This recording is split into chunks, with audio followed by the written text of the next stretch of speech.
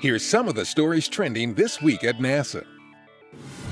NASA's Juno spacecraft made its latest close flyby of Jupiter February 2nd, passing about 2,700 miles above the planet's clouds. This was the fourth close flyby since Juno began orbiting Jupiter last year on July 4th. During these close passes, instruments on the spacecraft probe beneath the cloud cover to collect scientific data about the planet's structure, atmosphere, and magnetosphere. This information could help us better understand the planetary systems being discovered around other stars. From Jupiter to Saturn, where the Cassini spacecraft has returned some of the closest, most detailed images of that planet's outer ring system. Cassini is in the ring-grazing phase of its mission, during which its orbital path repeatedly takes it through the gap between Saturn and its rings. This will continue until late April, when Cassini begins its final phase.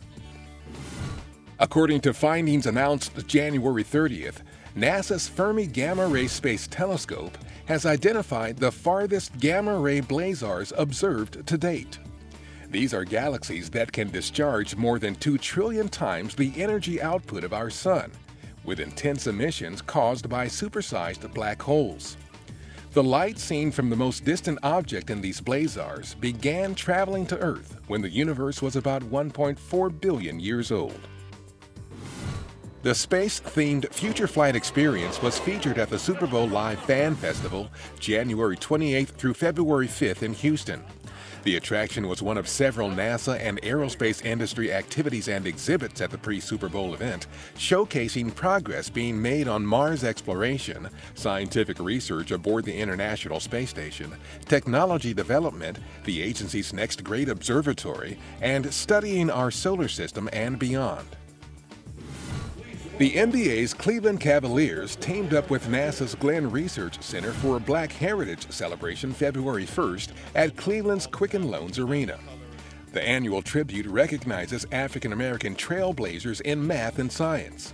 Former NASA astronaut Guy Bluford, the first African-American in space and a Cleveland resident, participated, as did Glenn Center Director Janet Kavandi.